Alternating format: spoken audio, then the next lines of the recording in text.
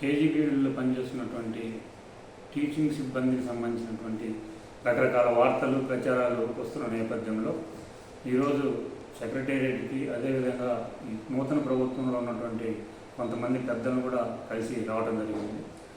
ముందుగా విద్యాశాఖ మంత్రిగా ఎన్నికైనటువంటి నారా లోకేష్ గారికి అభినందనలు తెలియజేస్తూ రాబోయే కాలంలో సర్వశిక్షాభియాన్లో పనిచేస్తున్న కేజీబీలో పనిచేస్తున్న సిబ్బంది యొక్క సమస్యలు ప్రథమ ప్రాధాన్యతగా తీసుకొని పరిష్కరించాలని చెప్పేసి ఆకాంక్షిస్తూ ఈ టీచింగ్ సిబ్బందిలో వస్తున్నటువంటి చర్చలకు సంబంధించిన కొంత వివరణ మీకు తెలియజేస్తూ ఉన్నాం.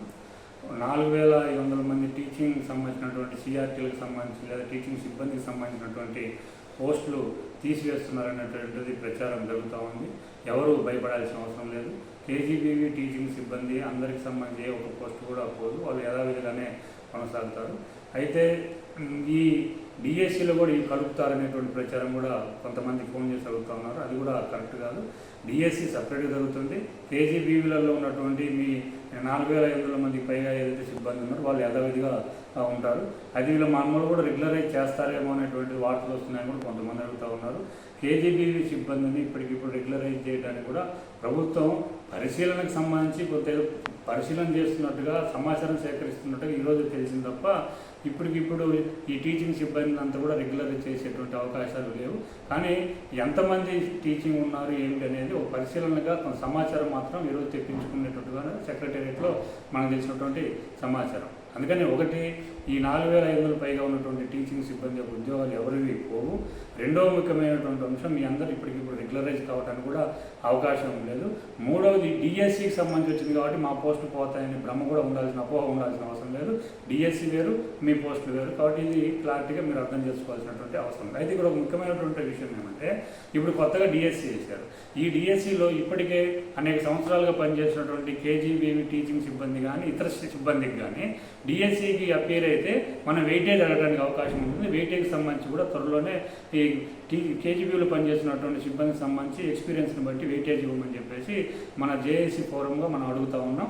ఒకటి. రెండవది, ఈ డిఎస్సి తర్వాత అయినా సరే ఈ కేజీబీలలో అనేక సంవత్సరాలకు పనిచేస్తూ ఉన్నారు కాబట్టి ఏదైతే మొత్తం 352 స్కూళ్ళల్లో ఉన్నటువంటి పోస్టులు ఉన్నాయో వాటన్నింటినీ కూడా రెగ్యులర్ పోస్టులుగా మార్చి, అంటే శాంక్షన్ పోస్టులుగా మార్చి ఆ శాంక్షన్ పోస్టులలో పనిచేస్తున్నటువంటి సిబ్బందినే పర్మనెంట్ చేయటువంటి పద్ధతిలో మనం గతం నుంచి డిమాండ్ చేస్తున్నాం. ఈ ప్రభుత్వాన్ని కూడా మనం డిమాండ్ చేయబోతున్నాం. కాబట్టి మనందరం రెగ్యులరైజ్ కావాలంటే ఈ కేజీబీ పోస్టులన్నీ కూడా శాంక్షన్ పోస్టులుగా మారాలి. శాంక్షన్ పోస్టులు అయితే అప్పటికే మనం పనిచేస్తూ ఉన్నాం కాబట్టి మనందరినీ కూడా రెగ్యులరైజ్ చేయాలని చెప్పేసి మనం అడుగుతా ఉన్నాం గతం నుంచి కూడా. కాబట్టి ఇది దీనికి సంబంధించిన విషయం.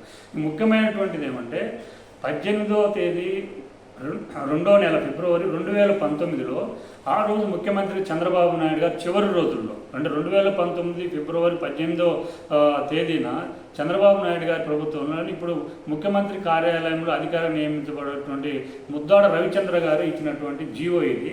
జీవో నెంబర్ 24 టైమ్ స్కేల్కి సంబంధించి, అంటే యూనివర్సిటీసు, కేజీబీవీ, సొసైటీలు, మోడల్ స్కూల్స్లో పనిచేసే సిబ్బంది అందరికీ కూడా ఈ 24వ జీవో ప్రకారం 1/4/2019 నుంచి కూడా మినిమం టైమ్ స్కేల్ ఇవ్వాలని ఆనాడు ముఖ్యమంత్రిగా ఉన్నటువంటి గౌరవ చంద్రబాబు నాయుడు, ప్రస్తుత ముఖ్యమంత్రి గారు ఉన్న ఆ రోజు ఉన్నటువంటి సందర్భంలో ఇచ్చినటువంటి జీవో.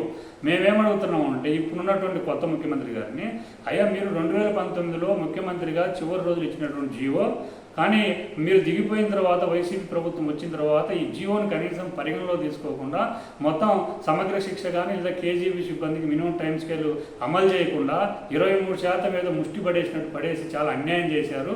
కాబట్టి గౌరవ ముఖ్యమంత్రి చంద్రబాబు నాయుడు గారు, మీరు 2019లో ఇచ్చినటువంటి జీవోని యథావిధికి ఇప్పుడు అమలు చేయండి. ఈ జీవోలో ఉన్నటువంటి ప్రకారం 1/4/2019 నుంచి మినిమం టైం స్కేల్ అమలు చేయండి. మీ ప్రభుత్వంలో, గత ప్రభుత్వంలో మీరు ముఖ్యమంత్రి ఉన్నటువంటి జీవోను వైసీపీ ప్రభుత్వం పక్కన పడేసి ఉద్యోగులు కూడా ఇబ్బంది పెట్టింది. కాబట్టి మీ జీవోను మీరు అమలు చేసేటువంటి ఒక మంచి అవకాశం వచ్చింది, ఉద్యోగులకు న్యాయం చేసేటువంటి ఒక అవకాశం వచ్చింది. కాబట్టి 2019లో ఇచ్చినటువంటి జీవోను యథావిధిగా అమలు చేస్తూ 1/4/2019 నుంచి కూడా కేజీబీవీ సిబ్బందిని కూడా మినిమం టైం స్కేల్ ఇవ్వాలని చెప్పేసి మనం డిమాండ్ చేస్తూ ఉన్నాం.